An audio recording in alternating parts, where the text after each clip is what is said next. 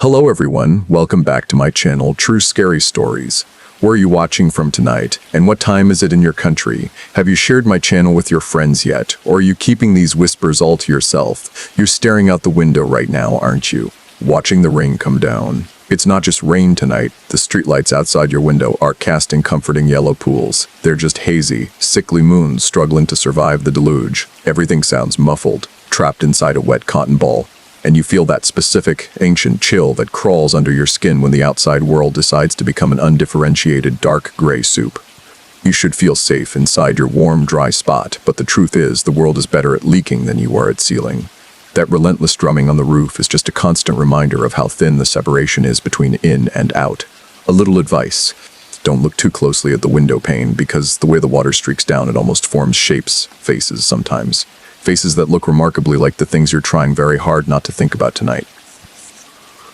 Just remember, every drop of water falling right now has been somewhere truly disgusting, and now it's coming for you. But don't worry too much, you probably won't survive this story anyway, so who cares about the details?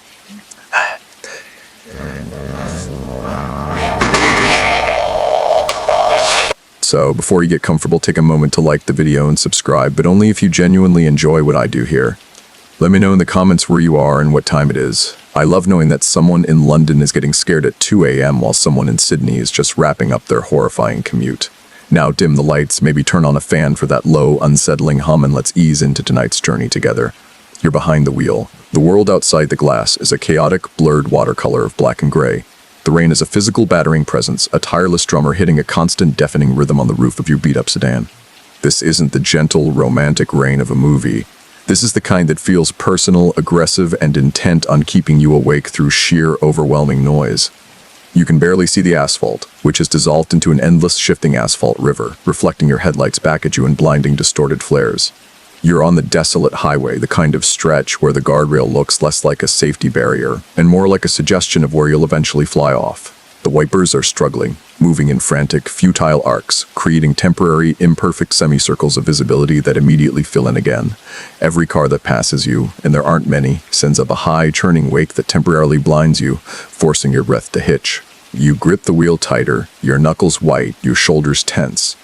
You're driving home late, well past the point where any reasonable person would have pulled over, but you have that deadline, that commitment, that quiet, internal desperation to just be there, under your own roof, where the chaos is regulated and known. You try to distract yourself, maybe with the radio, but all you get is static, or worse, a tinny, weather alert voice repeating the same warning about flash floods you heard 3 hours ago. It feels like the airwaves themselves have been drowned. Did you know, in mainstream horror, that one of the most persistent and terrifying facts about the human mind is its tendency towards pareidolia, the tendency to perceive specific, often meaningful, images, like faces, in random or ambiguous visual patterns. This is why, when you stare at the streaks of water on your window, or the shifting patterns of the rain in your headlights, your brain desperately tries to construct human forms. A trick of the light that often fools witnesses into believing they've seen a phantom or a monstrous shape lurking just beyond the threshold of reality. And speaking of shapes, you know those stories about the Paddy's curse in Irish folklore. It's an obscure but unsettling tidbit about a traveler's curse, specifically aimed at drivers who refuse to offer shelter on a night of dreadful weather. The curse doesn't kill you outright. It just makes you increasingly lost, driving you in circles until your fuel runs dry and you're left stranded in a place that technically shouldn't exist. It's a chilling reminder that sometimes the choice to be a good Samaritan is less about virtue and more about self-preservation. You lean forward, peering through the water-smeared glass. The highway signs are illegible, the mile markers are impossible to find, and your internal compass is slowly spinning into uselessness. Your mind drifts to the idea of pulling over, but the thought of sitting still in this darkness, surrounded by the overwhelming sound of the deluge, feels worse than the risk of moving. You decide you're better off in motion. Better off pretending you have a destination. You try to lighten the mood in your own skull, because what else is there to do when you're trapped in a metal box flying through a liquid abyss? You recall that joke. A man calls his friend and asks, "Hey, what did you die of?" The friend replies, "Electrocution." "Why?" The man sighs, "Well, I'm building a bomb shelter, and I wanted to know if I should hire you or a carpenter."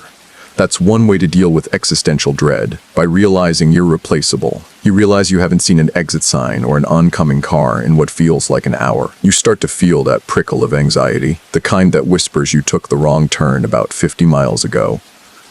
Historians still argue whether the invention of the automobile increased or decreased the general safety of solitary travel, with some claiming it merely traded the threat of the lonely highwayman for the threat of the lonely, inexplicable supernatural encounter. It's hard to feel safe right now, speeding through a world that seems to be actively erasing itself in favor of pure, undifferentiated water. You try another one to chase away the thoughts. What do you call a zombie who can't get a date, the romantically undead? It's a terrible joke, but the sound of your own voice, even the one in your head, is a small rebellion against the silence. You glance down at your phone, hoping the GPS has magically decided to reassert itself. Nothing.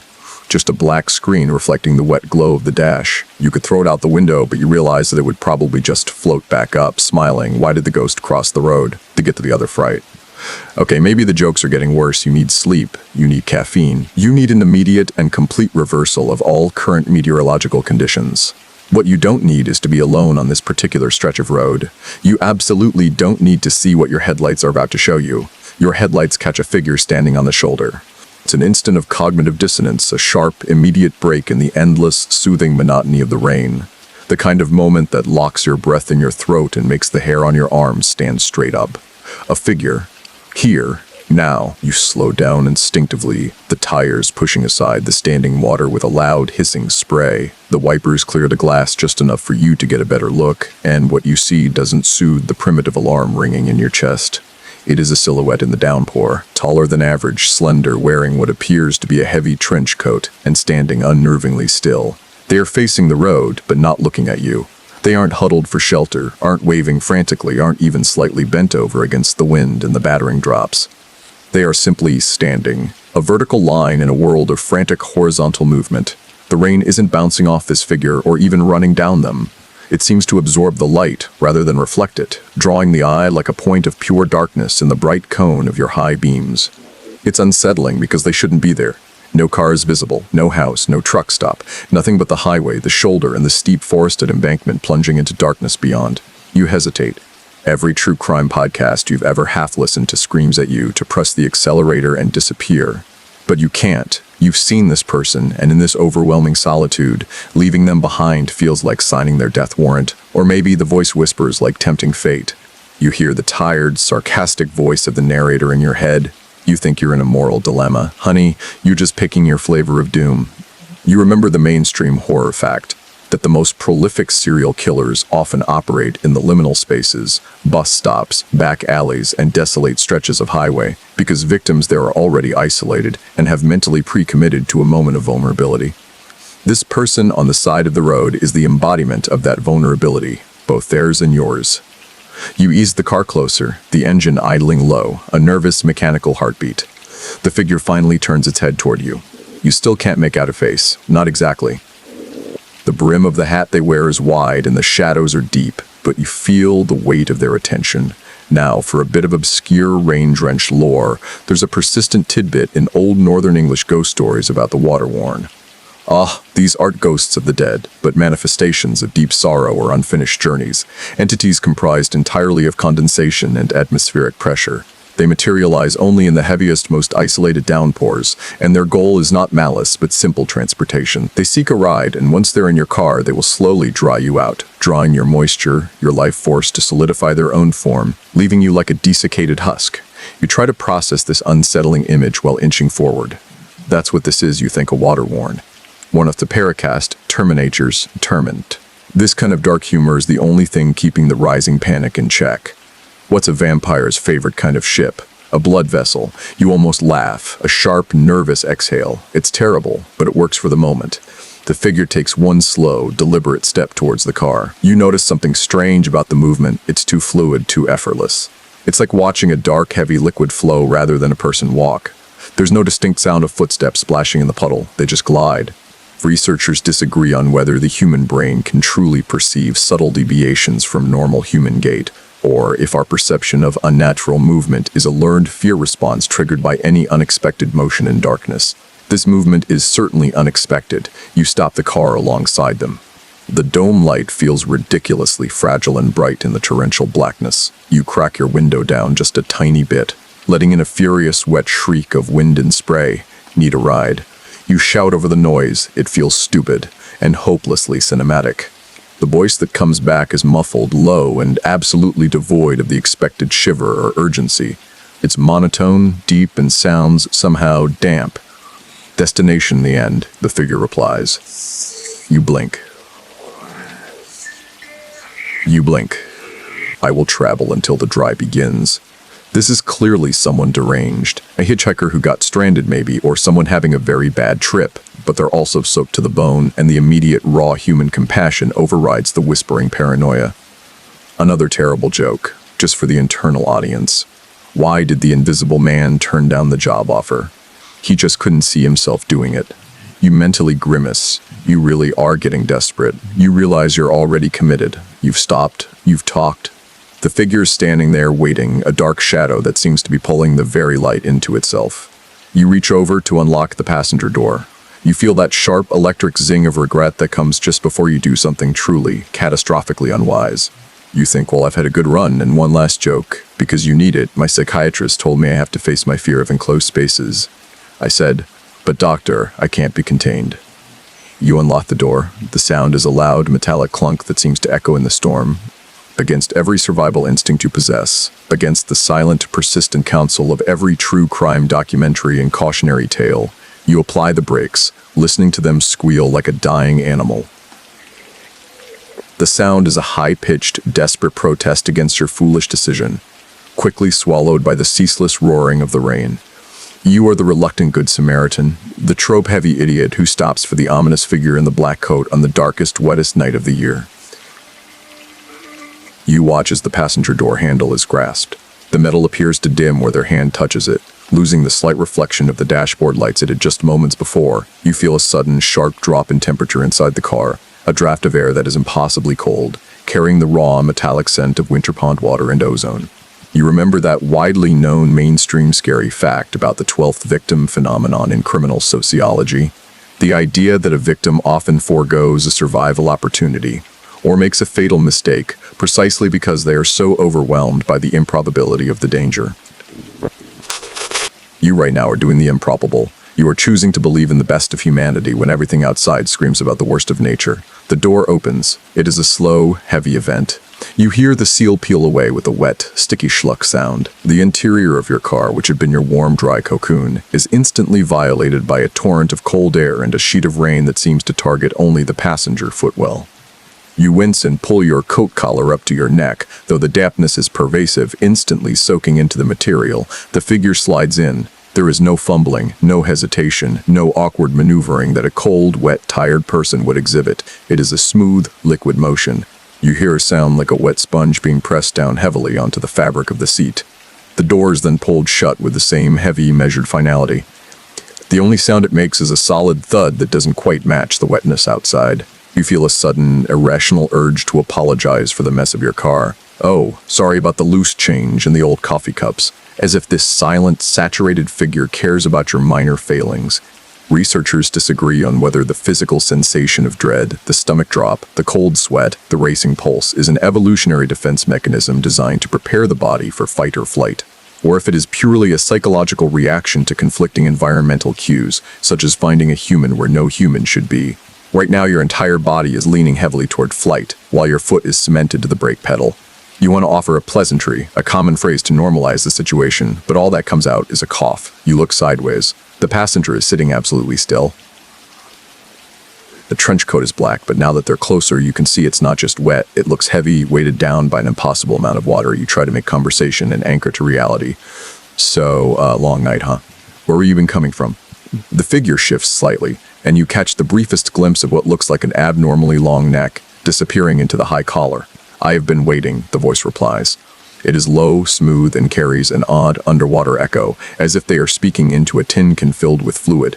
For this moment, the moment the road disappeared. That sounds like a direct quote from a forgotten horror film. You decide to try one of your dry gallows humor jokes. I asked the waiter if this food was locally sourced. He said, "Yeah, all the ingredients are from the swamp out back." I replied, "Great, I'll have the fried regrets." The passenger remains silent. No smile, no head tilt, no acknowledgement. It's like telling a joke to a slab of granite, which only makes you feel more isolated. You pull back onto the road, pressing the gas. The car lurches forward, and you are immediately consumed again by the roar of the downpour. You recall an obscure tidbit from old German folklore about the Regenman, or Rain Man. Unlike the water-worn, the Regenman is said to be a guardian spirit of floodwaters, sometimes appearing as a traveler. If you offer him a ride and he accepts, your journey is guaranteed to be safe, unless you complain about the weather, the road, or your destination. If you complain, he opens a small, invisible valve and the water level inside the vehicle rises instantly until you are submerged. You swallow hard, realizing you've already been complaining internally for the last 40 minutes. Better not mention the rain again. You attempt a slightly more subtle joke, leaning into the unsettling sarcasm you reserve for terrible dates and worse supervisors. My boss said I need to start taking initiative, so I started a betting pool on when the building will collapse. The passenger's silence is absolute. It is a silence that feels heavier than the rain, a presence that suggests everything you say is fundamentally irrelevant. You notice something else about the figure, something truly alarming that breaks the last bit of your composure.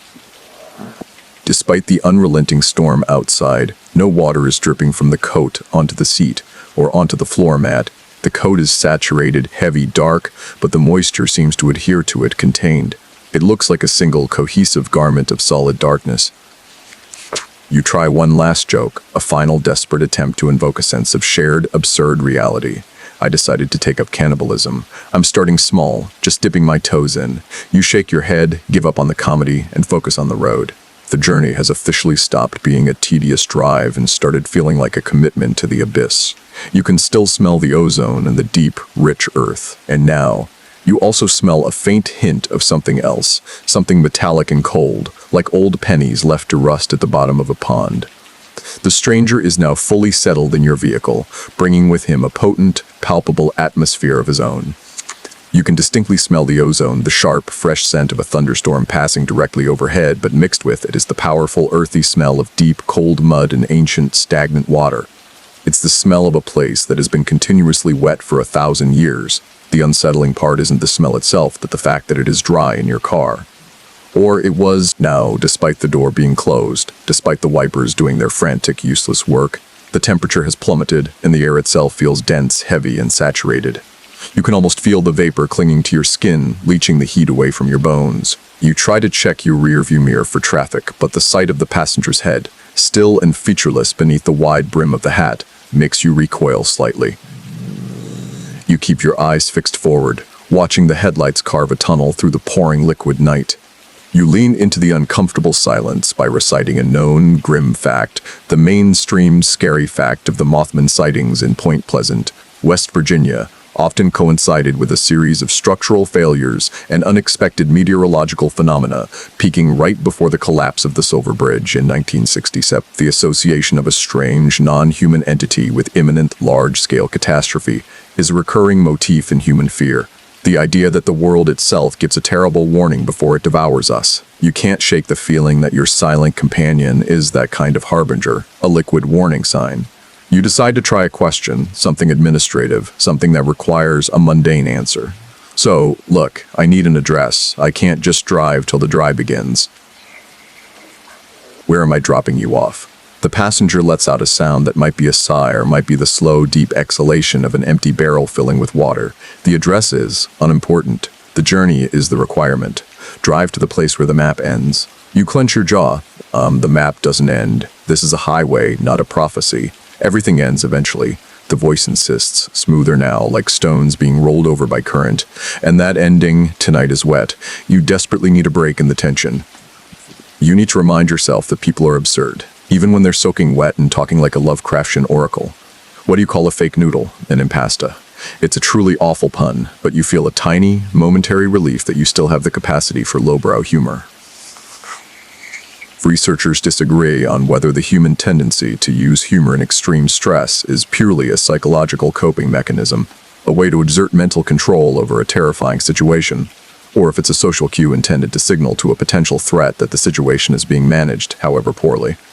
You're definitely managing poorly, but you keep trying to make the threat laugh anyway. You notice something else, something that brings up an obscure horror tidbit you once read, the superstition of the phantom passenger's weight. This lore suggests that a ghost or elemental being riding in a vehicle will not only cause sudden mechanical failures, but will also cause the car to dip noticeably on their side, even if the being is visually immaterial. You shift your weight, and you can definitely feel your side of the car riding slightly higher. You glance at the gas gauge, and the needle seems to be dropping alarmingly fast. The engine is struggling. You feel a profound sense of absurdity, trapped in your own nightmare. You try a darker joke, hoping to get a rise out of the dark water thing beside you. Why do undertakers hate sudden rainfall? Because it turns their job into a washout. Still nothing, not a twitch. The passenger is the master of the deadpan. You look down at your steering wheel. Your hands are starting to look pale, almost translucent in the dim dashlight. You feel a strange kind of pressure, a quiet, insistent weight pulling you down, not physically, but mentally, into a state of resigned, damp hopelessness. You know, you say, trying to sound casual, I hear the weather is supposed to clear up by morning. Sunshine, maybe. The passenger finally shifts again, a slow, unnerving movement of the entire upper torso. The sun, he states, the water gurgle more pronounced now, is a suggestion, not a guarantee. And what if I don't want to dry? What if I prefer the state of being unformed, unfixed?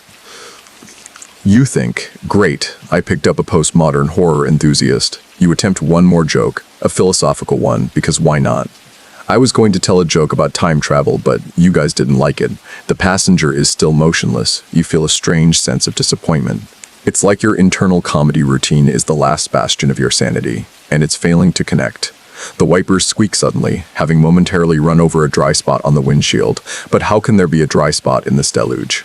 The illusion breaks quickly as the water slams back, but for that one fraction of a second, you saw clearly past the glass, and for a terrifying moment, the road beyond seemed to be dissolving, blurring not with water, but with pure, undifferentiated blackness. You press the gas, needing to outrun the image you just saw. You need to outrun the smell of stagnant water and deep earth. You notice it now, and the realization sends a fresh, cold shock through your system that has nothing to do with the external temperature. The water dripping from his trench coat isn't soaking into the upholstery. It's not being absorbed by the fabric, which should be greedily drinking up the moisture. Instead, it's pooling. On the passenger seat, right where he sits, a small, dark reservoir has formed beneath him. It's too cohesive, too stable. It's not spreading or diffusing. It's maintaining a distinct, almost perfectly circular shape, like a thick black oil spill, only it's pure clean water. It's Nam de clean water. It reflects the faint red glow of the instrument panel, making it look like a pool of slow-moving, concentrated fear. The material of your seat, that cheap, synthetic blend, is currently repelling the liquid in a way it definitely shouldn't. And the water that has dripped onto the floor mat has behaved similarly, forming miniature dark gray puddles that have no business being that deep without soaking the surrounding carpet. It is water that refuses to obey the basic laws of physics, water that never dries. You keep your eyes glued to the road, pretending you haven't seen the impossible physics experiment happening inches away from you. But this is the moment where you are forced to conclude, without any room for denial, that your passenger is not a person having a bad night. He is the embodiment of the bad night. You remember the mainstream fact that the earliest instances of organized ghost hunting in the late 19th century were focused primarily on measuring temperature drops and electromagnetic disturbances, the assumption being that non-physical entities draw energy from the environment to manifest. The intense, localized cold and the sudden static on your radio are textbook manifestations of something non-physical and highly energetic in your very confined space. You decide to try to break the spell with a mundane action. You reach for the climate control, pretending to feel warm. Getting a bit muggy in here, I'll put the heat on. You feel a small, subtle shift beside you. A ripple. Warmth, the voice of rushing water says, is a concept. I prefer the neutrality of the cold. It allows for cohesion. You turn the heat on anyway, the blower fan kicking in with a dry, whirring sound. But the blast of warm air seems to hit an invisible wall right between the two front seats, bouncing back at you without penetrating the passenger's side of the cabin. The air on your side is suddenly tropical, humid, and heavy, while the air on his side remains arctic, clean, and carrying that metallic pond scum scent. You recall the obscure tidbit concerning the tear-collecting entity from Japanese ghost lore, specifically Anamada Shushu, which is said to manifest as an individual who, upon being invited into a space, begins to absorb all forms of liquid, from spilled drinks to the very moisture in the air. The entity takes the liquids and returns them as a single devastating tidal wave of emotion to the host at the destination. You try another one of your desperately needed, darkly humorous jokes. I accidentally spilled my bowl of alphabet soup. I looked down and it spelled out, I regret my life choices. You mentally rate that one a solid 610 for dark existentialism. You look down at the pooling water again. It is deep enough now that you can see the distorted reflection of the figure's face in the dark puddle. It's a wavering, impressionistic portrait, just two dark oval depressions where the eyes should be, and a vague vertical slit where the mouth is. It reminds you of the look of a deep-sea creature, accustomed to pressure and absolute darkness. Researchers disagree on whether the human ability to ignore obvious physical impossibilities, such as an object defying the laws of gravity or a liquid refusing to soak, is a form of self-preservation, preventing a psychological break, or if it indicates a baseline level of neurological blindness to phenomena that violate deeply ingrained expectations. You are currently exhibiting 100% neurological blindness. Because you are still driving, you need to speak, to assert your reality over this water demons. Look, pal, the journey is over when I say it's over. I'm taking the next exit and dropping you at a shelter. The passenger turns his head slowly and you hear the wet schluck sound of the collar shifting. The shelter, he whispers, is not for me. It is for those who fear the dampness. I assure you, you will find no warmth there. He's not threatening you. He's stating a meteorological fact that has personal, fatal implications for you. You try to pivot again, back to the safe ground of sarcasm. What do you call a fly with no wings? A walk. You feel pathetic. The joke is dumb, and the passenger is a manifestation of the collective despair of all forgotten things, but you can't stop. You feel a tiny, cold drop land on your cheek, not from the roof, but from the air between you two. You wipe it away. It smells like riverbed. You decide on one last attempt at a joke. This one slightly more desperate. My girlfriend told me I was too insensitive. I said, well, you shouldn't have been so transparent about it. You can almost feel the water pooling on the seat beside you listening, judging your poor comedic timing. You realize you have to get him out, and soon, before the pooling water decides to solidify into something much worse. The radio signal dies with a final sharp crackle of static, and the sudden silence is more alarming than the noise. The car's internal acoustics, previously dominated by the white noise of the rain, now seem to focus on something else entirely. You hear it, a wet, rhythmic, gurgling sound. It's not the rain drain on the outside of the car, nor is it the sound of the engine struggling through the water. It's suspiciously internal, and even more suspiciously, it perfectly matches the rhythm of the passenger's breathing, or at least what you assume is his breathing. It's the sound of air bubbling up through a thick, cold liquid, a slow, continuous exhalation that fills the void left by the radio. You risk a quick glance down at his chest. The trench coat is not moving, not expanding or contracting with the sound. The gurgling seems to emanate from within the coat, a contained biological sound of something wet trying to live in a dry space. You think of the mainstream scary fact of the Dyatlov Pass incident, where 9 hikers in the Ural Mountains died mysteriously in 1959. One of the many unsettling details was the discovery of high levels of radiation on some of the victims' clothing, and the fact that several victims had internal injuries that required an immense amount of blunt force, the kind of pressure that suggests being crushed, not simply falling. Persistent low, damp pressure you feel in the car, the radiation of cold and silence, feels like a miniature, mobile version of that inexplicable crushing force. The gurgle stops momentarily, and the passenger speaks, his voice a low, echoing rumble. The airwaves are a distraction. They tell stories of the dry world, stories that are no longer relevant. They're called news and music, you counter, trying to keep your voice level, but the tremor is unmistakable. They keep us connected. Connection, he says, is just an illusion of dryness. Everything is ultimately connected by the liquid, by the flow. He gestures slightly with one hand, and you notice the sleeve of the coat is not cloth, but a cohesive sheath of black-gray moisture that looks almost like polished obsidian. You recall the obscure horror tidbit about the superstition of the mudlurker's call. This lore from Appalachian ghost stories states that certain water elementals can hijack radio frequencies near their path, replacing normal broadcast with a continuous low-frequency sound. A vibration meant to lull or hypnotize the driver into pulling over near a body of water. The gurgling is essentially a highly effective, personalized signal jammer. You need a joke. Badly. I went to a psychic who specialized in haunted furniture. I said, "My couch keeps floating around." She replied, "I think you have a restless sofa syndrome." The silence from the passenger is now so intense it feels like a physical rebuttal. You press the scan button on the radio, desperately trying to find any frequency that is not the wet gurgle. You hit a patch of white noise, then a burst of classical music, but the gurgle cuts it off immediately, like a knife slicing through the sound wave. The gurgling increases in speed, becoming faster and more frantic, almost like a rapid liquid panting. Researchers disagree on whether auditory pareidolia, hearing meaningful sounds or voices in white noise or non-verbal sounds like the gurgle, is a sign of acute stress and neurological overload, or if it is a sign that the brain is correctly identifying an intentionally concealed communication. You suddenly think you hear a word in the rapid gurgle, something that sounds like drip, drip, drip. You try another joke, leaning into the dry, self-deprecating wit. I'm starting a dating service for agoraphobics. I call it Stay in Touch. You smile weakly, but the smile feels brittle. You find human communication tedious, the passenger states, not as a question, but as a dull observation. No, you reply quickly. I find your communication tedious. The endless metaphors about water. Just tell me where you're going. The destination is not important, he repeats, the gurgling slowing back down to a deep, even rhythm. What matters is that the car is going there, that it is moving away from the dry. You realize the car's forward momentum is the only thing keeping you from sinking entirely. If you stop, you fear.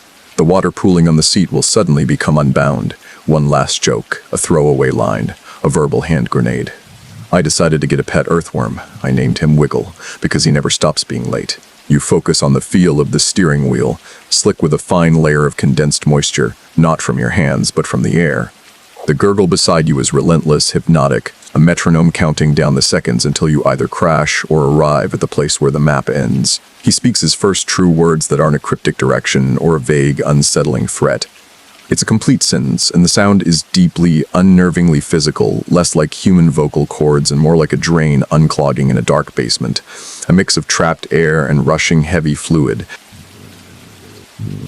I observe, he says, his voice a low, visceral rush of sound, that you seek patterns, that you desire order in the chaos of the flood.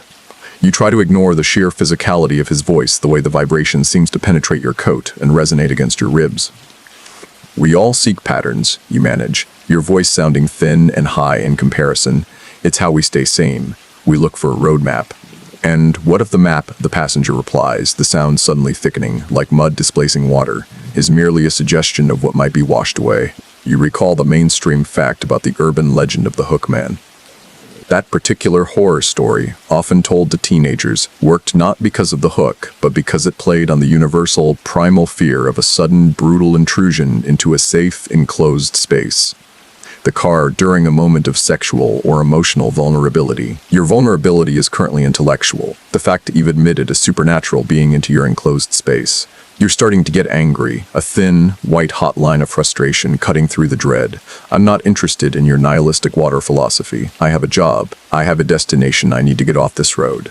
But the road has found its purpose, he insists. The road is simply a path for the flow, and the flow is taking you where you need to be. You remember the obscure tidbit about the murmur of the old well in Slavic folklore. It's said that if a traveler listens to the sound of an ancient well at night, they can hear the voices of the drowned, but the voices are not crying for help. They're reciting a future event that the listener will participate in. The sound of his voice, the gurgling, the rushing, is exactly what you imagine that ancient murmur to sound like. You decide to try one of your 3 jokes, a verbal shield against the mounting dread. I told my therapist I had a fear of speed bumps. She said, "You need to slowly get over it." The waterman is unmoved. The waterman. Researchers disagree on whether the ability to maintain conversational norms and a facade of normalcy in the face of imminent non-physical threat is an indicator of profound emotional repression or a highly developed survival trait aimed at confusing or appeasing the aggressor. You feel like you're doing both, repressing your scream while desperately trying to appease the water with bad puns. You try to change the subject to find any dry patch of shared reality. Did you have any trouble finding your way to the highway, with the rain and all? The rain, he says, is a constant guide. It tells me where the weakest points are, where the seals have failed. It is simply a matter of listening. He then does something truly unsettling. He seems to lean forward, and the sound of the gurgle becomes intense, a pressurized, hissing noise. "And you," he adds, "are very weak at the seals? You feel a profound, invasive coldness immediately spread across the entire side of your body closest to him. It's not just the air temperature, it's a feeling of being cooled as if your internal fluids are losing their heat directly. You try another joke, this one aimed at him. I tried to tell a dry joke, but my audience was too saturated. That one earns you a very faint, slow schluck sound from the passenger seat, which you interpret as the wet equivalent of an eye roll. You risk a look at the speedometer. You're going 65, but the engine is screaming, and the car feels impossibly heavy. The tires feel like they're plowing through thick molasses, not just water. You look at your hands again. They are whiter now, and the skin around your cuticle seems to have that familiar, unsettling prune-like appearance of being overly saturated. But you haven't touched any water. One last joke, delivered through a clenched jaw. My doctor told me I was suffering from rain deficiency. I said, I think that's a precipitation error.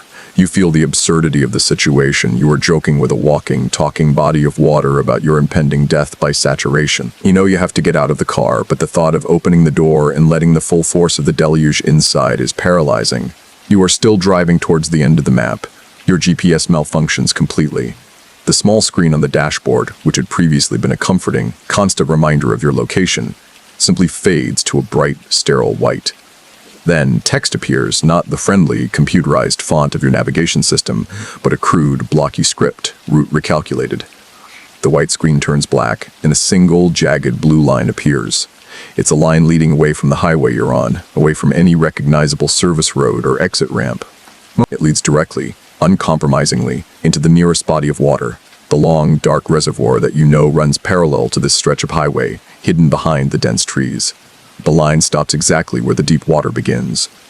Your vehicle isn't just lost, it's being given a specific, aquatic destination. You slam your palm on the dashboard, hoping to shock the system back to life. No, no, no, you hiss. You don't get to set the destination. I'm the driver. The passenger, the water thing, finally reaches out.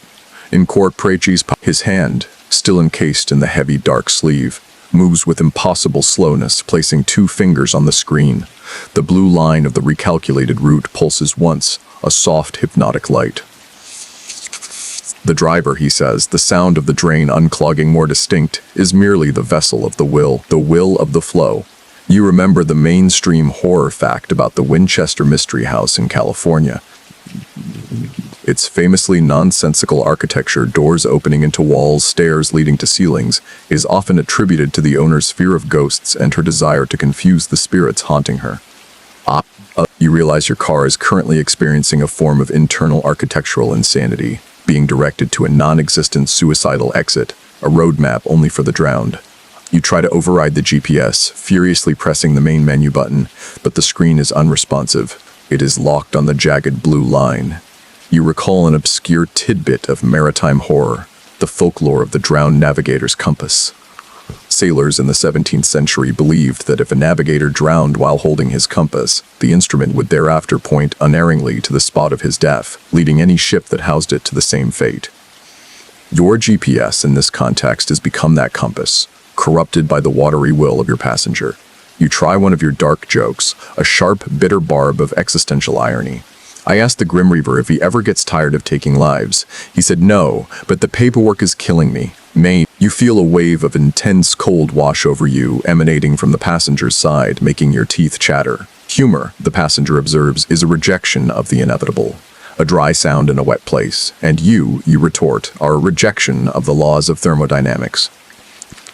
A wet sound in a dry place. Now tell me how to turn this thing off. The road is not turning off, he says. It is becoming more real. You were looking for truth, weren't you? A true, scary story. Well, here's your truth, that the shortest route is always the one that leads to the water. The car suddenly lurches to the right, slightly. You fight the wheel, wrestling it back to the center line. It felt like a strong gust of wind, but the rain has become vertical, not lateral. Researchers disagree on whether involuntary muscle spasms or microcorrections in steering during high-stress driving are solely the result of driver exhaustion and high cortisol levels, or if, in fact, they can be caused by subtle, undetectable external forces acting on the vehicle. You are certain that something is fighting you for control of the wheel. You try another joke, your throat tight with rising panic. Why do skeletons never get lonely? Because they have a bone-chilling companion. You wonder if he even understands the concept of a pun. Probably not. You notice the odometer. The numbers are spinning faster than they should be, clicking over miles at an alarming rate, as if the car is desperately trying to finish the journey before you can stop it. The car's internal logic is accelerating towards its destruction. Our tires. You slam your foot on the brake again, harder this time. The anti-lock system engages with a harsh, grinding protest.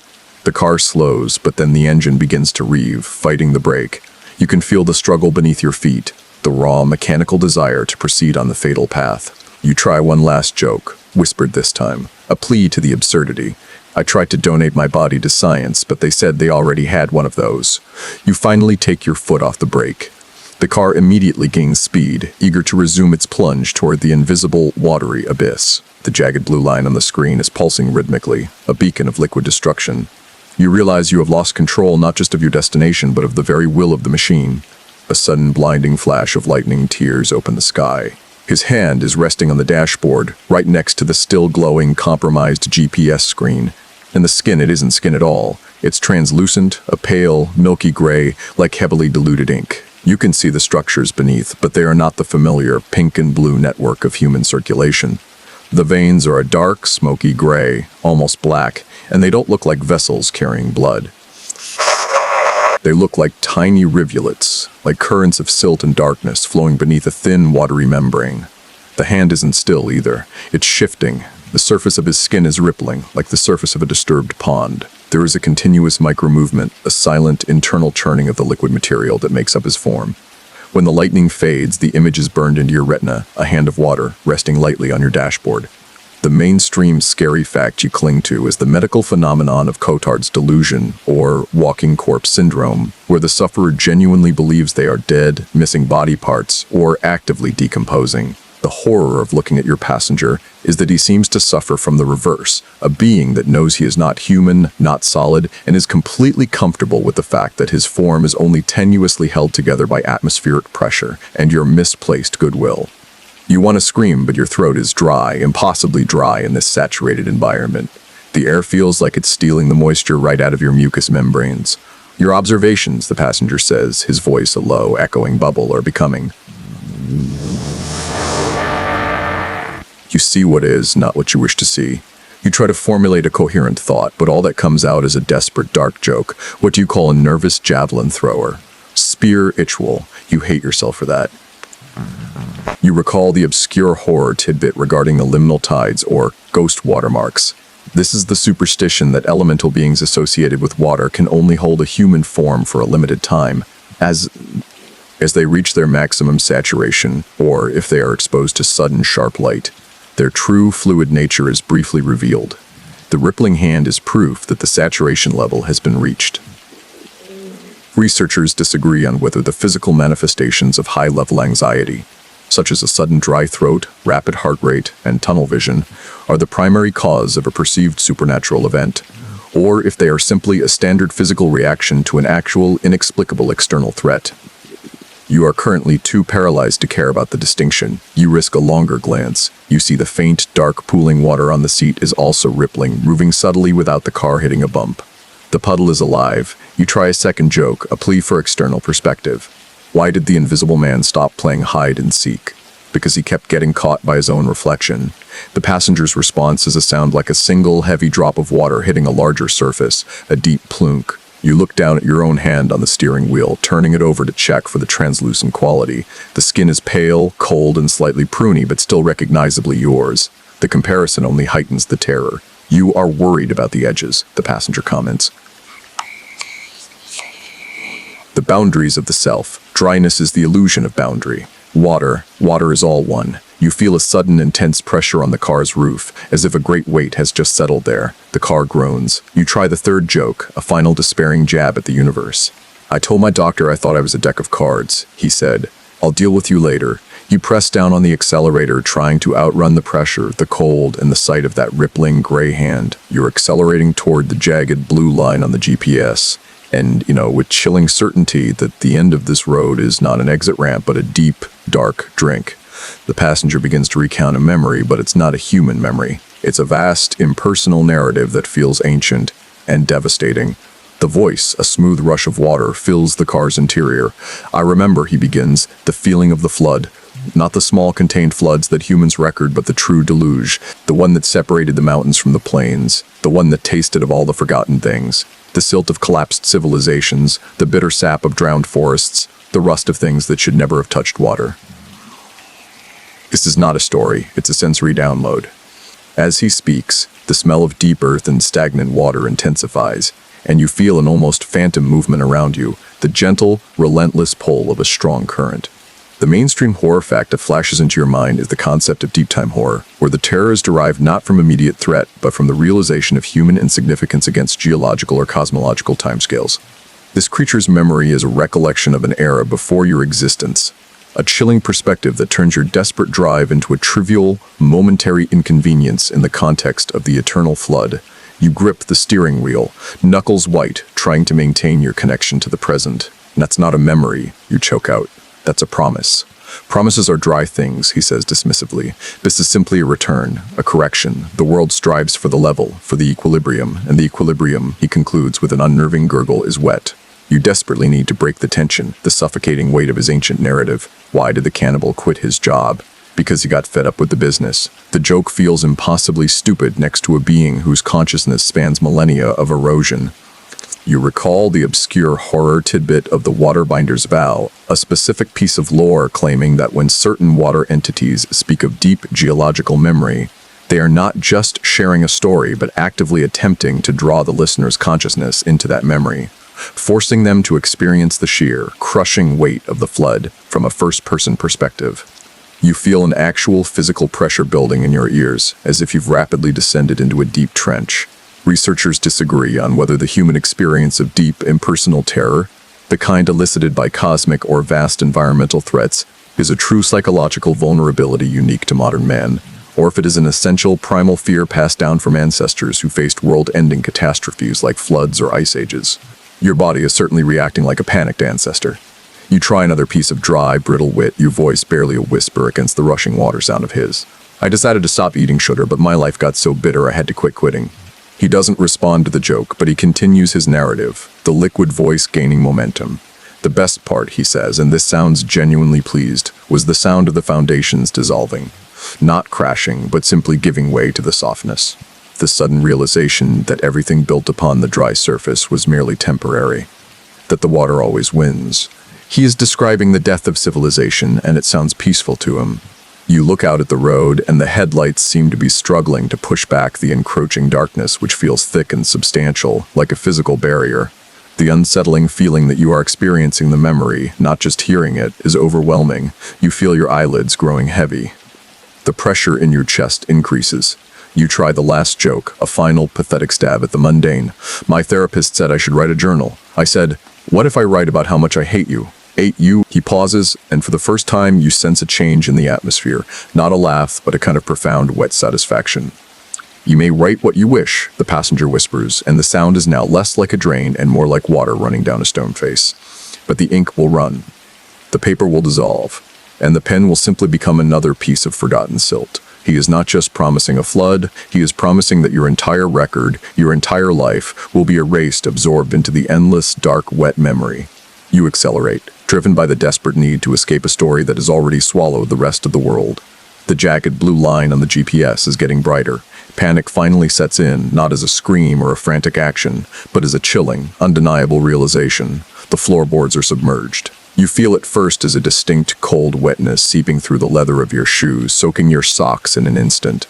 It is the cold, metallic water you smelled earlier. You instinctively lift your feet off the pedals and place them on the edge of the driver's seat. The water below your feet is easily an inch deep, lapping gently against the center console. Yet, the windows are rolled up tight against the storm. The doors are firmly sealed. The car is still moving at speed down the highway, and the external rain is still a chaotic downpour, but the source of the water inside is not external intrusion, it is internal manifestation. You whip your head around, staring in disbelief at the passenger footwell where the dark pool you noticed earlier has now expanded, no longer a neat puddle, but a continuous rising layer of water that sloshes slightly with the car's motion. How? You whisper, the word sounding ridiculous and futile in the face of the impossible. The passenger simply shifts, and the water pooling beneath him seems to ripple faster. The vessel, he explains, the gurgling more pronounced now, must be prepared for the destination. You cannot enter the deep when you are still holding the air. You recall the mainstream horror fact about spontaneous human combustion, HC, often described as an internal phenomenon where the body seems to ignite from within, defying the external laws of fire. Your current situation feels like the inverse, spontaneous vehicular saturation where the water is defying the laws of containment, manifesting from nothing. You need a dry word, a mundane anchor. You point at the rising water. This is a maintenance issue. I'm pulling over and draining this. You cannot drain the will of the deep, the passenger replies, the statement final. You can only join it. You slam the brake pedal, your foot splashing into the icy water. The car fights you for control, the engine revving high, but you manage to bring the speed down drastically. The water inside sloshes violently, splashing against the door panels and the dashboard. You remember the obscure tidbit concerning the old lighthouse keeper's superstition, the fear of the interior fog. This lore claims that on nights of overwhelming storms, a dense, localized fog can manifest inside a sealed structure, a product of the sea's psychic desire to claim the lighthouse. This water is not fog, but it carries the same psychic desire to claim the interior. You try to find some humor in the sheer absurdity of your situation, the water sloshing with the car's every movement. My doctor told me I had water on the knee. I said, "Is it safe to drive with that?" He replied. The passenger finally gives a sign of acknowledgement, a brief, sharp schluck that might be the liquid equivalent of a chuckle. Researchers disagree on whether the human ability to create psychic containment, mentally sealing off an area to deny a supernatural threat, is actually effective, or if the feeling of security is merely a temporary delusion before the failure. Your fully submerged floorboards suggest the failure is already complete. The water is now halfway up your calves, cold and heavy. You can feel the weight of it slowing the car down even without the brakes. You are, quite literally, being driven by a rising tide. You are a terrible driver, you tell the passenger, your voice shaking. You're wrecking my car. The car is simply returning to its constituent elements, he counters, the gurgle smooth and even, like all things. You try another joke, a desperate attempt to show that you are still in control of your own mental faculties, even if you are literally sitting in a bathtub on wheels. I tried to write a book on reverse psychology. It didn't sell. Buy it now. You look at the passenger's rippling hand on the dash. The translucent gray is becoming darker, more opaque, as if the water inside the car is being used to solidify his form. One last joke, a quiet, defeated observation. My therapist said I have self-esteem issues. I said, "Don't be ridiculous, I'm the worst person ever." The car is now crawling, the engine groaning under the weight of the water. You reach for the door handle, desperate to open it to let the internal water out, but your hand pauses, suspended over the lever. If you open the door, the external storm will flood the car completely, drowning the engine and stopping you forever. You are trapped, driving a slow, wet coffin toward a reservoir. The sensation of drowning begins, and it is a phantom, terrifying thing. You are still breathing, still driving, still in the enclosed space of your car, but you begin to cough, a deep, rattling expulsion that brings up nothing but a dry, painful ache. You taste salt and silt. It's an undeniable, visceral taste of the deep. You haven't taken a drink of the water sloshing at your knees, yet your mouth is full of the cold, metallic flavor of the sea and the gritty, earthy texture of riverbed silt. The pressure is the worst part. You feel the phantom pressure of the ocean crushing your chest, a dull, aching weight that makes every breath feel like a shallow, insufficient gasp. You are driving 60 miles an hour, but your body is convinced it is sinking miles beneath the surface. You remember the mainstream horror fact about dry drowning, a rare and terrifying phenomenon where a person can aspirate water hours or even days before the fatal symptoms appear. This phantom sensation of drowning is an inversion of that, an internal physical response to an external supernatural threat. The waterman is not waiting for the car to sink. He is making you sink mentally and physically before the car even hits the reservoir. You gasp, pulling your shirt collar away from your throat, but the pressure is internal, originating from the core of your body. It is only the memory of the weight, the passenger whispers, his voice now a steady, hypnotic flow, like a vast, deep river. The pressure of all that has been lost, the salt of all the tears that created the sea. You try to focus on something dry, something solid. You try one of your dark jokes, a desperate attempt to mock the terror away. I tried to start a small business selling human organs. I had to close down because the overhead was killing me. You feel a momentary, dizzying lift of the pressure. It works for a second. You recall the obscure horror tidbit of the silt sickness. This is a superstition among coastal folk about a non-fatal, yet life-altering illness contracted by those who spend too long in the company of a sea ghost. The victim develops an inexplicable craving for salt, a constant thirst, and the terrifying sensation of tasting silt and being under pressure, symptoms that remain until the victim returns to the sea. This is not just a ride, it is an infection. Researchers disagree on whether the physical experience of a phantom limb, or in this case, a phantom drowning, is a purely neurological phenomenon caused by severed or compressed nerve endings, or if it indicates a failure of the brain's internal map of the body, allowing external non-physical influences to rewrite sensory input. Your brain is clearly being rewritten by water. You look down at your legs, and the water is still rising. It's reached the bottom of your seat now. Soon, it will be up to your waist. The car is sinking while it's still in motion. You attempt another joke, a feeble attempt to exert control. I wanted to open a funeral home, but I couldn't afford the startup coffin. You realize your humor is getting increasingly morbid, a true sign of mental retreat. The silt, the passenger murmurs, leaning slightly towards you, and you hear the rippling sound increase. It is the last thing you taste.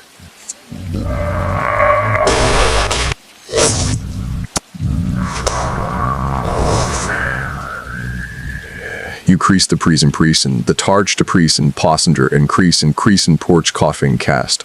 A casa jummer rammers least the key sting we a taste. The last dry memory. Don't fight it. Accept the flow. You feel a sharp, cold sting in your eyes as if the water is now attacking your senses. Your vision begins to blur, the headlights becoming two indistinct, wavering cones of light. You try the last joke, a final, despairing whisper of wit. I'm thinking about joining a cult. I just need to find one that aligns with my sacrifices. The passenger emits a long, deep, satisfied gurgle that seems to vibrate the very metal of the car. He is amused, or satisfied. It's hard to tell the difference. You gasp for breath, feeling the undeniable, cold, suffocating weight of the deep ocean on your chest. You are driving a slow, self-sinking vessel towards a destiny foretold by a jagged blue line on a black screen. The destination is in sight, and you are already halfway drowned. You attempt to stop the car, not just by slamming the brakes, but by pulling the emergency brake lever with a desperate, two-handed yank. It engages with a harsh, metallic grind, protesting the command. The car slows thankfully, but it does not stop. The vehicle seems possessed by the fluid, relentless momentum of the rain. The speed drops from 60 to 40, then to 20, but then it holds at 20 miles an hour, the engine whining high, the back wheels churning against the emergency brake's grip. The car is actively resisting the command to cease motion. It is fulfilling the waterman's will, not yours. You scream, a silent, internal tearing sound that your throat is too dry to utter. You reach for the ignition key, determined to cut the power, to kill the machine entirely. But your hand is slick with the condensed moisture in the air, and it slides past the key. The mainstream horror fact that comes to mind is the widespread terror associated with the demon possession trope, where the victim loses control of their own body or environment to an external, malevolent will. Your car is the victim now, possessed by a relentless, non-human desire to seek the water. You have become an unwilling, semi-aquatic passenger in your own life. You struggle, the waterman observes, his voice like rocks tumbling underwater. The dry life fears the stillness of the water. It fears the lack of choice. I have a choice, you hiss, finally grasping the key. I choose to stop. As your fingers clamp around the hard plastic of the key, a sudden, powerful blast of cold air erupts from the passenger side, freezing the droplets on your hand. Your fingers lock, stiff and immovable, unable to turn the key. The air is so cold it burns. You recall the obscure tidbit of the iron fever, a rare ghost lore that claims certain elemental beings can draw the heat from metal, freezing its components and effectively paralyzing machinery. Your car's core components, the engine, the transmission, the key cylinder, are being thermally neutralized by the extreme, localized cold radiating from your passenger. You desperately try to break the spell with a joke, focusing on the sheer inconvenience of the supernatural. I had a dream I was a muffler and I woke up exhausted. The passenger does not flinch. Researchers disagree on whether the sense of learned helplessness, the feeling that efforts to escape are futile, is a psychological state of trauma that prevents further action, or if it is a rational, accurate assessment of a situation where the threat has already neutralized all viable escape routes. You, sitting in a bathtub on wheels, driving itself toward a lake, are leaning heavily toward the latter.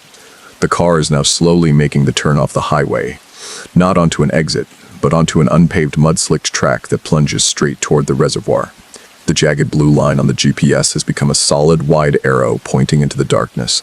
The time for choice is past, the passenger states with a profound, wet satisfaction. The current has caught you. The sensation of pressure in your chest increases, becoming a sharp, crushing pain. You gasp, trying to scream, but only a dry, rattling cough escapes. You look at the passenger, and for the first time, you see the faintest hint of a smile on the rippling gray surface of his face, a horizontal depression that suggests pleasure. You try the second joke, a final, desperate plea for empathy. I decided to stop believing in my problems. I'm starting with the rising water in my car. The smile remains. The water level is now at your waist. The car is struggling, churning through the thick mud, but it is moving forward, determined. You try the last joke, a final act of rebellion against the water's tyranny. I went to the bookstore looking for books on procrastination. The clerk told me they would be in tomorrow. You surrender the key. You surrender the wheel. You slump back against the seat, your lower body immersed in the cold, metallic water that now fills the car. The only thing you can hear is the rhythmic gurgling beside you, the sound of the waterman's wet, triumphant breathing. You look over at the passenger seat, and the shape is no longer a man in a trench coat. It is simply a cohesive, humanoid shape of water. The hat and coat were merely temporary points of focus, a visual suggestion your mind clung to in a desperate bid to maintain the illusion of human interaction. Now, there is only a dense, dark column of moving liquid, roughly the height and width of a person. The surface of this column is glossy and perfectly smooth, reflecting the interior light in distorted, slow-moving swirls. It is water, but it is standing up, maintaining a perfectly vertical, self-contained structure despite the car's motion and the sloshing below. It is a pillar of pure, black, silent water that slowly turns its head, the top of the column, to look at you. The dark indentations where the eyes were are still there, but now they look like whirlpools, tiny, contained spirals of nothingness drawing the light inward.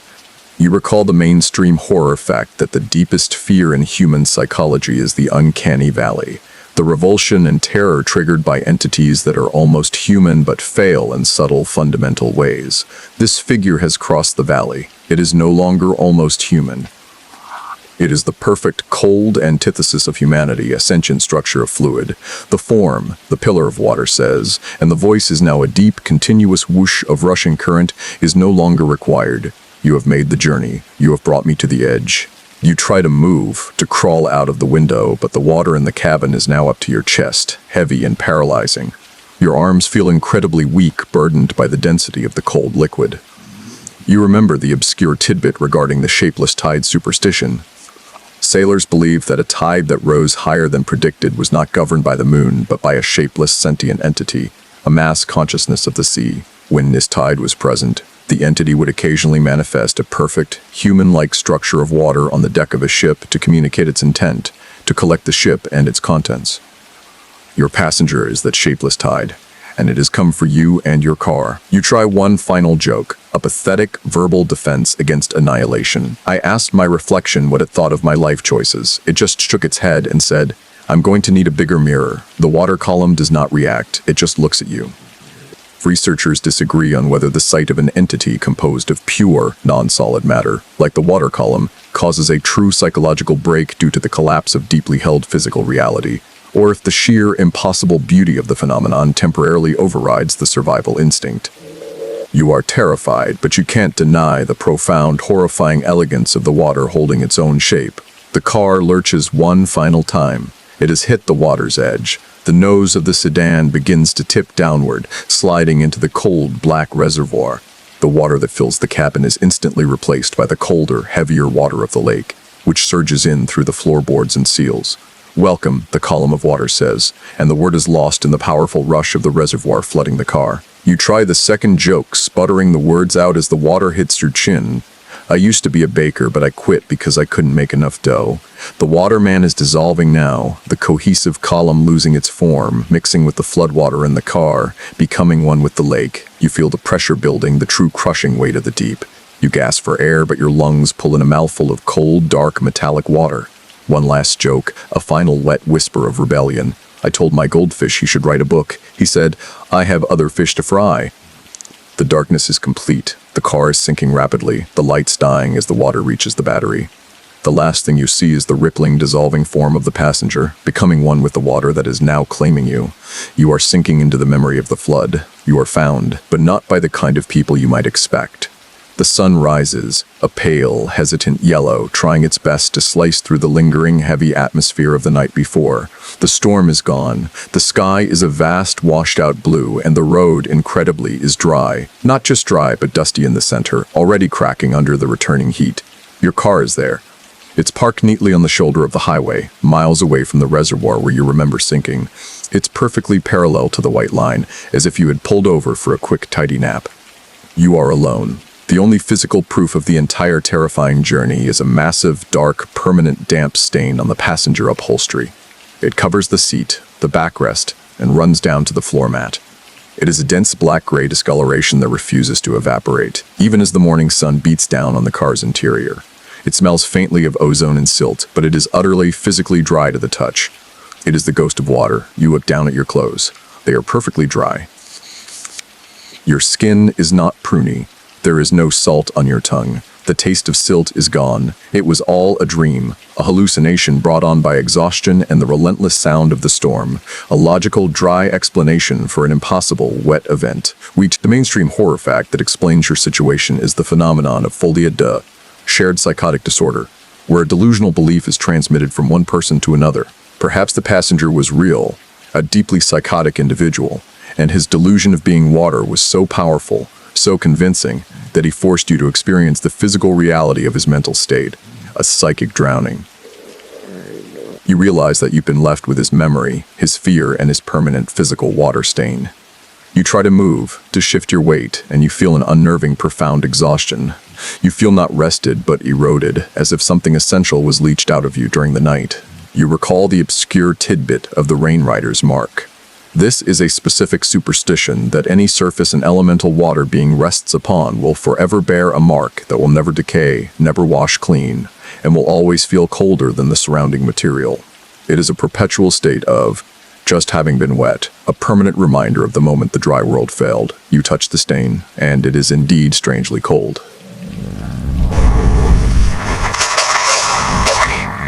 You attempt one of your darkly humorous jokes, but the delivery is weak, hollow. I decided to stop trusting atoms. They make up everything. The joke is dead before it leaves your lips. Researchers disagree on whether a person who experiences an intense, life-threatening delusion, like driving into a reservoir, suffers long-term neurological damage from the sheer stress, or if the trauma itself rewires the brain to be more susceptible to future illogical or supernatural events. Your new susceptibility is the gnawing certainty that the stain is watching you. You try to wipe the stain using a napkin from the glove box. The napkin remains dry. The stain remains dark. It is not wet. It is a memory of wetness chemically fixed to the fabric of your life. You try a second joke, a plea for the return of your old dry life. My life is like a calendar. All my days are numbered. The sun is fully up now, and the highway is busy with the mundane traffic of the waking world, trucks, commuters, people on their way to places that exist on the map. They don't see the stain. They don't smell the faint ozone. They don't feel the crushing pressure on your chest. You turn the key. The engine starts immediately, smoothly, without the slightest hesitation or gurgle. It is now a normal car again, but you are not a normal driver. You try the final joke, a cold, dry whisper of self-annihilation. I have a phobia of having my heart checked. I call it cardiophobia. You pull onto the highway, joining the flow of traffic, a survivor with a permanent damp stain and a new, chilling understanding. The Rain Man didn't need to sink your car. He only needed to leave his mark. He didn't need to kill you. He simply needed to prove that he could reach you, deep inside your sealed, dry world. And he did. He won. The sun climbs higher, and the harsh reality of the daytime world starts to press in around you. The sound of the engine is just engine noise now, a reliable, predictable sound, not a struggling, possessed heart. The car is moving forward, away from the reservoir, away from the night, and you are a traveler once more, blending in with the hundreds of others who are rushing toward deadlines and coffee makers. The relentless energy of the story, the anxiety and the sarcasm starts to ease. The pressure on your chest softens, subsides, melting away like morning frost. You find yourself taking slow, deep breaths, filling your lungs with the dry air, and the flavor of silt is finally completely gone. The intense coldness you felt in the cabin is replaced by a gentle, manageable warmth. The world is trying to reset itself, to pretend the deluge never happened, that the passenger was merely a figment of a highly caffeinated, deeply exhausted imagination. But you know better. You keep glancing at the passenger seat. That dark, heavy stain, the one that looks like a life-size photograph of someone soaked to the bone, is still there. It's a non-decaying monument to the fact that the boundaries between your world and the water's world are thin, permeable, and easily compromised. It is the souvenir you took from the flood. You feel a profound, heavy sense of melancholy now, a quiet wariness that settles into your bones. The terror is gone, replaced by a lingering, cold knowledge. You realize that the man made of water didn't want to destroy you. He just wanted to prove a point, that everything is eventually connected by the flow. He simply wanted to leave a part of himself behind, a silent claim on your space, a wet promise of a future that has already been written on your upholstery. You reach out and touch the stain again. It feels cool, even in the morning sun. You can almost feel the faint, rhythmic pulse of the gurgle beneath the material. And you know that from now on, every time it rains, every time you hear a weather warning, every time you feel that particular familiar chill of an approaching storm, you will glance at that seat. You will remember the sound of the drain unclogging. You will taste the silt. And you will know that the journey is never truly over. It is merely paused, waiting for the next deluge, waiting for the moment when the dry begins to fail. You are, now and forever, the driver who survived the waterman, marked by the stain of his cold, wet will. You are drifting now, letting the soft, even purr of the engine lull you into a state of resigned calm. The world is quiet again. Let the silence be your new comfort. Let the gentle drone of the day erase the harsh screams of the night. Close your eyes if you dare and listen only to the soft, rhythmic sound of your own heart beating, beating, beating. A small, warm rebellion against the cold.